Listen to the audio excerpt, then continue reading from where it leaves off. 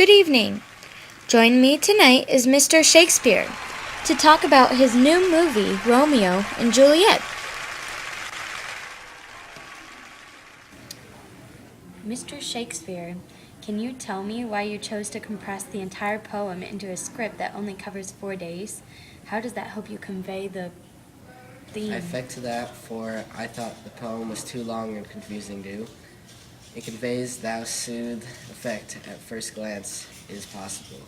Mr. Shakespeare, what do you feel is the biggest difference between your character of Tybalt and Mr. Brooks' Tybalt? Why did you change him from the earlier interpretation? Tybalt, though different from Mr. Brooks' Tybalt, hath the ability to be calm. This change of appearance 'twas for mine family. Mr. Shakespeare, why did you cut out a large part of the violence between Romeus and Tybalt?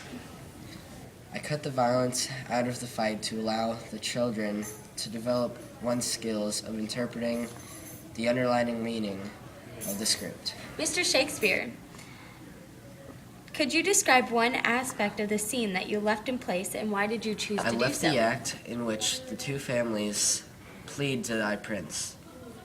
I effected this because the vulnerability drowns the background noises. Mr. Shakespeare, how did you come to adding Mercutio's death into the fight scene of the play? The thought of adding one's brethren into a quarrel act gives thyself the feeling of misery and longing to see thy brethren again after his downfall. Mr. Shakespeare, why did you take credit for Romeo and Juliet, even though most of the ideas were from the poem Romeus and Juliet by Mr. Brooks? How dare thee say that about my play? Mine ideas come from mine mind.